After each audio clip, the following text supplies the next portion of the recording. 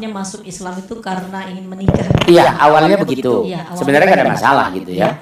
Nah, jadi sudah masuk Islam karena ingin menikah, tapi ketika sudah menikah 1 bulan ini, karena sekarang ini Desember gitu Ustaznya, jadi karena sang suaminya tidak enak dengan keluarganya dan mereka nikahnya juga dari pihak lakinya diam-diam supaya keluarga dari laki-lakinya tidak tahu dia masuk Islam.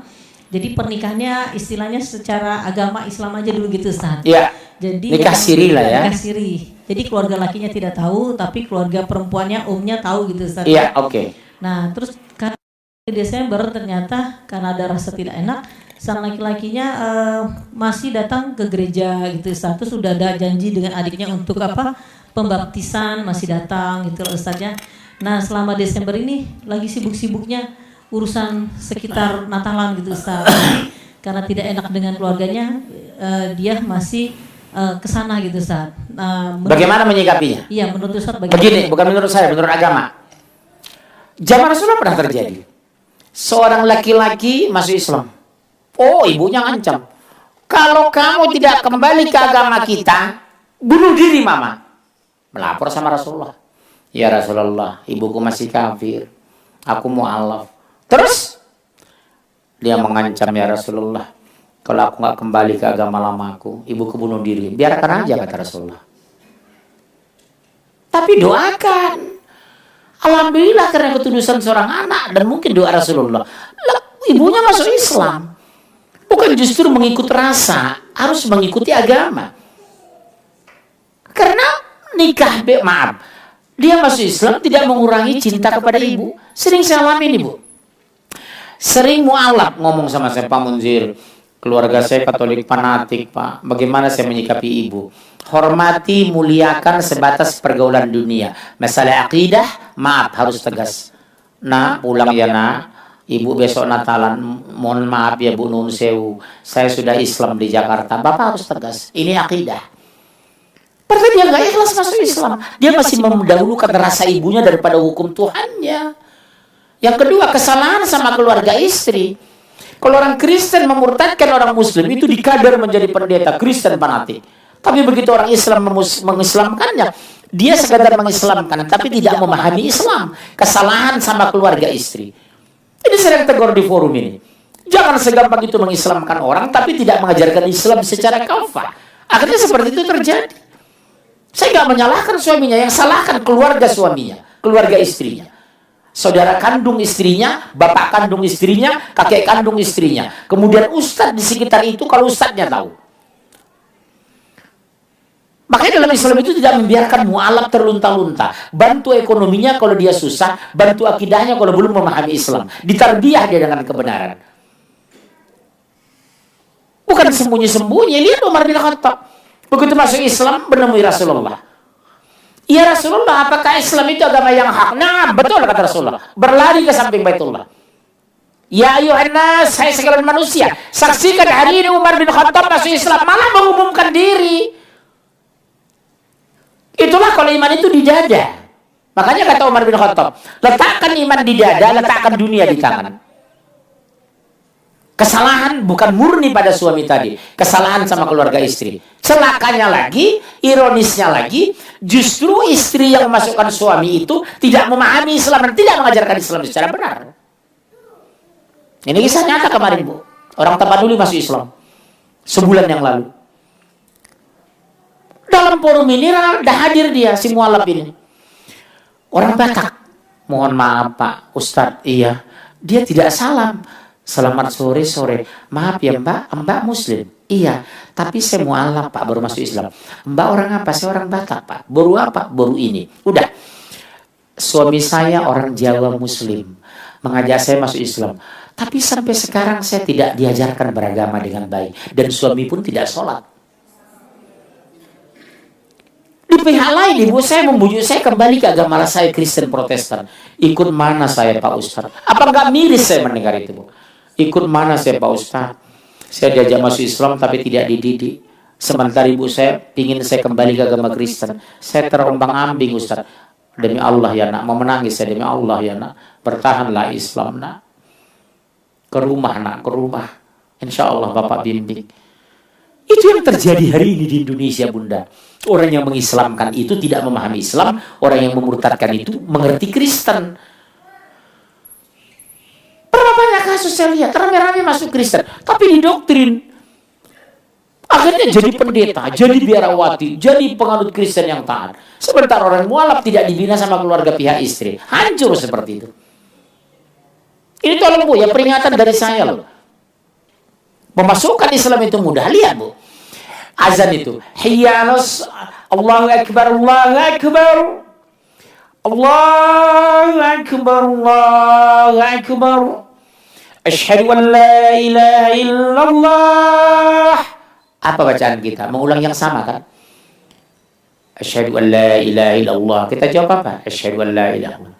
Asyhadu anna Muhammadar Rasulullah. Asyhadu anna Muhammadar Rasulullah. Begitu masuk, hayya 'alas shalah. La haula wala quwwata illa billah.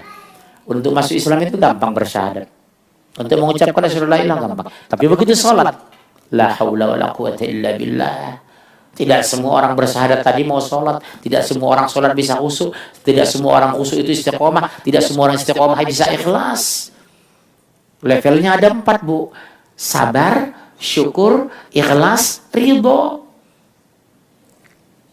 Nilai tertinggi kita ridho. Tujuan kita hidup mardotillah. Saya ulangi ya, sabar, syukur, ikhlas, ridho. Kalau tingkat ridho Bu Ayu, berapapun diminta uang sedekah tidak pernah hitung. Siapa contohnya? Abu Bakar Siddiq. Begitu gendang perang sudah dipukul, pasukan mau diberangkatkan, ternyata kurang logistik, kurang kendaraan, kurang unta, kurang makanan. Begitu diumumkan Rasulullah, semua diberikan oleh Abu Bakar kepada Rasul, kepada perjuangan. Rasulullah kaget, takajui. Wahai Abu Bakar, apa yang kau tinggalkan untuk keluargamu, untuk anak istri? Apa jawab Abu Bakar? Ada ya Rasulullah. Apa? Allah dan Rasulnya. Subhanallah. Itulah orang-orang yang ridho. Kalau kita masih hitung deposito, masih cek tabungan, mikirin rumah kontrakan, menjaga apartemen, ganti mobil setiap tahun, ganti shower 3 bulan, ganti cat menjelang lebaran. Kita karena manusia biasa, belum masuk taraf ridho. Jujur lah Bu, jujur. Jujur. Kita belum masuk tahap sana kok. Otak kita masih penuh dunia kok. Jujur aja. Kita pingin mau lebih bagus. Tapi dunianya bukan akidah. Kita pingin lebih bagus. Tapi fasilitas, bukan kualitas. Secara teori Bu Ayu, harusnya pengajiannya dihadiri 10.000 orang. Karena Jakarta diumumkan kok. Minimal 100.000 ini pengajian ini. Padahal mengaku beriman yang kita bahas Quran. Betul? Waktu sholat habis takbir apa? Inna sholati wa nusuki wa mahyaya wa mamati lillahi rabbil alamin. Sesungguhnya hidupku, ibadahku, sholatku hanya untuk Allah. Berarti kalau mau cari firman Allah, berarti dia cari firman. Berarti kalau ada pembahasan firman, dia pasti datangi. Karena untuk Allah. Nyatanya enggak Bu Ayu.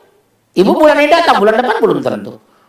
Kalau ada jam bersamaan arisan pengajian, biasanya yang dikalahkan apa? Pengajian.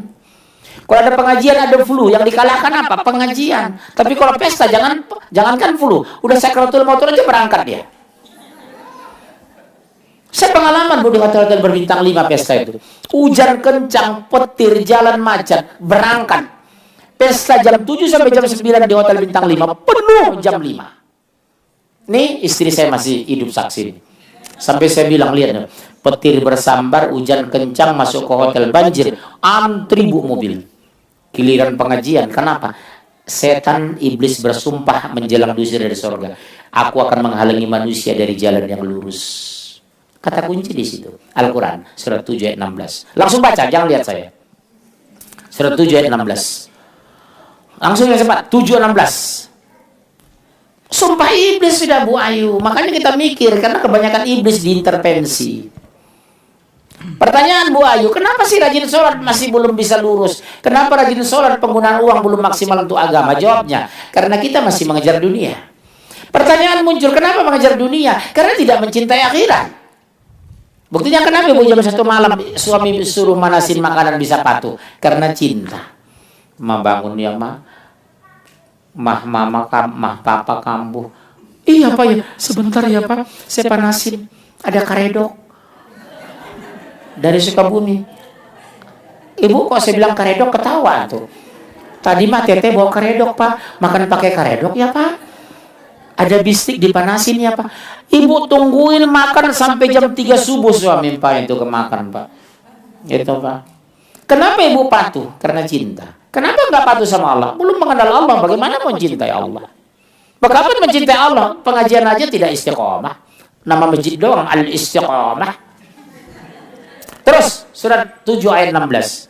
Iblis menjawab, karena engkau telah menyesatkan aku, pasti aku akan selalu menghalangi mereka dari jalan yang lurus. Sumpah iblis demi Allah menjelang diusir dari sorga. Depan Allah dia, pasti aku menghalangi manusia dari jalan yang lurus. Tolong ditulis, dibikin di ruang tamu ibu, di dapur ibu, di kamar tidur. Begitu bangun, sumpah iblis pasti menghalangi manusia dari jalan lurus. Hiyalus soleh, jam 4:12 azan subuh. Begitu tarik selimut, astagfirullah, iblis sudah masuk. Bismillah, bangun. Habis doa, baru berdoa. Allahumma aufini fi badani, Allahumma aufini fi sam'i, Allahumma aufini fi basori, la ilaha illa anta. Habis itu ibu bergerak berwudu. Sengantuk-ngantuk kita kalau kena air, insya Allah fresh. Yang paling banyak dirusak kita apa? Di sholat isya dengan subuh. Isya kelelahan, subuh kesiangan. Apalagi musim hujan gini. Apalagi ibu pengantin baru. Makanya hindari pengantin baru di musim hujan. Subuhnya kesiangan. Saya bukan mencurigai, pengalaman dulu, kira-kira begitu. Subhanallah.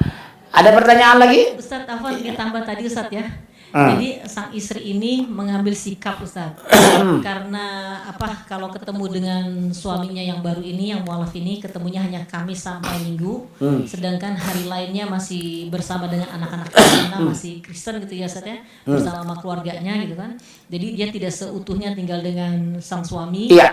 Terus juga karena hanya ketemunya di weekend aja dan disembunyikan pula. Dan dia masih ke gereja pula, akhirnya sang istri ini meminta supaya ditalak kepada suaminya yang baru dinikahi sebulan. Apakah itu sikap yang bijaksana atau Ustaz? Yang paling bijaksana kalau bisa pasangan itu menghadap saya. Saya kasih masukan. Apa terjadi hidup Anda? Anda mau nggak jadi Islam yang bagus? Saya bimbing. Kalau nggak mau, oh maaf ya Pak, saya menghormati keluarga. Maaf, ceraikan. Untuk apa berdampingan dengan suami yang harus jadi imam? Malah ke gereja. Saya nggak main-main loh Bu ini. Zaman Umar terjadi Bu. Hijrah dari Mekah ke Madinah. Itulah sebabun nuzul turunnya asbabun nuzul turunnya Al-Quran surah 64 ayat 14 At-Taghabun. Baca dulu 64 ayat 14 supaya saya jelaskan ini Bu Ayu. Jangan Ibu Ayu mancing emosi aja ini. Terus 64 14. At-Taghabun langsung At-Taghabun 64 14 supaya saya jelaskan ini asbabun nuzul sebab turunnya ayat ini. Langsung. Ayat 14. Wahai orang beriman, sesungguhnya di antara istri-istrimu dan anak-anakmu ada yang menjadi musuh bagimu. Dengar Bu, ya ayyuhalladzina amanu, hai orang beriman, di antara istri-istrimu dan ada yang menjadi musuhmu. Asbabun nuzul ayat ini sebab-sebab turun, Ibu dengar saya. Jangan ada suara. Waktu hijrah dari Mekah ke Madinah, Rasul dan sahabat. Tiba-tiba sekelompok laki-laki belum hijrah. Kenapa? Ada yang istrinya Yahudi, anaknya Nasrani. Ada yang istrinya Nasrani, anaknya Nasrani. Dibujuk masuk Islam, nggak mau. Diajak hijrah ke Madinah, nggak mau. Sementara wajib ikut hijrah dari Makkah ke Madinah. Karena Rasul sahabat sudah sampai di Madinah. Akhirnya beliau tinggalkanlah anak istri yang beragama Yahudi dan Nasrani di Mekah. Sampai di Madinah, Masya Allah, mereka sedih. Kenapa sedih? Ya Allah, mereka hidup bahagia dengan anak istriku, sementara kami berpisah dengan anak kami dan istri kami yang Yahudi dan Nasrani. Turun ayat ini. Ya ayyuhalladzina amanu, hai orang beriman, sesungguhnya di antara istri-istrimu dan anakmu ada yang menjadi musuhmu. Itu musuh akidah kamu, beda agama. Kalau nggak mau ya sudah kamu pindah, kira-kira begitu. Terus baca itu. Jangan lihat saya, terus baca. Terus. Maka berhati-hatilah kamu terhadap tuh, hati-hati. Makanya milih suami itu Bu, pastikan dulu kualitas agamanya. Sudah saya katakan tadi. Pilih suami itu kalau boleh saya anjurkan Bu Ayu dan lain-lain, Unyil, segala macam. Cari suami itu biar kaya raya, yang penting soleh. Sepakat ya? Rasulullah itu siapa? istrinya Khadijah, wanita terkaya di zamannya. Tapi mas kawin Rasulullah apa? 20 ekor unta merah. Kalau 20 kali unta merah 80 juta. 1,6 miliar. Ini ada peluang buat Bu Ayu dengan yang satu lagi itu. Nggak usah sebut nama lah. Cari yang soleh tapi kaya raya. Rasulullah itu kaya. Bu, dengar saya. Level ekonomi Rasul itu, Nabi, ada 4 level Allah takdirkan. Ada Nabi yang sangat kaya raya. Siapa itu? Sulaiman dan Daud. Ada Nabi yang kaya. Yusuf, Ibrahim, Ayub, Yakub, itu kaya raya. Ada Nabi yang memilih sederhana. Musa dengan Rasulullah. Ada Nabi yang paling miskin. Isa Al-Masih. Isa Al-Masih itu laki-laki apa bu? Manusia termiskin di dunia. Hidupnya sampai diangkat Allah, tidak punya rumah, dia hidup dari gua ke gua. Isa Al-Masih itu punya gelas satu aja nggak punya, Bu. Isa Al-Masih itu bajunya cuma satu, tapi ahli sorga. Jadi yang orang paling miskin bukan Hamdan ATT, enggak. Itu kebohongan publik. Jangankan gedung, rumah pun aku tak punya. Bohong itu, Bu. Ibu kalau sudah nyanyi nomor 1 langsung semua ikut. Oh, manusia yang paling miskin Isa Al-Masih, Nabi yang paling kaya adalah Nabi Sulaiman. Betul. Tapi tidak membuat dia hina, karena miskin belum tentu hina, kaya belum tentu mulia kok. Yang membuat kita mulia bertakwa. Jadilah keluarga yang kaya raya tapi bertakwa. Takbir. Cukup, capek saya ngomel ini. Saya sarankan, kesimpulan saya buat case yang ibu angkat ini, kalau bisa bawa ke rumah suami istri. Apa tujuan nikah kamu? Oh, berarti memang tidak ingin Islam serius, ceraikan aja. Untuk apa beriman kepada laki-laki yang tidak ingin serius Islam? Buktinya jamaah saya begitu masuk Islam mau saya bina kok. Tiap bulan ikut pengajian saya. Makanya ibu kalau bisa jangan lihat laki-laki pada gantengnya. Ganteng belum tentu. Lebih bagus STS, serem tapi simpati. Iya, daripada GTB, GTS, ganteng tapi setan. Mendingan bagus itu KTT. Itu KTT, kaya tapi tawadhu. Nggak usah dihafal yang gitu-gitulah. Ya. Kode memilih suami itu Bu Ayu, KTT, kaya tapi tawadhu. Ini ganteng tapi miskin untuk apa? Memangnya lapar bisa lihat wajah suami? Begitu bangun tidur melapar mas, liatin hidung yang mancung.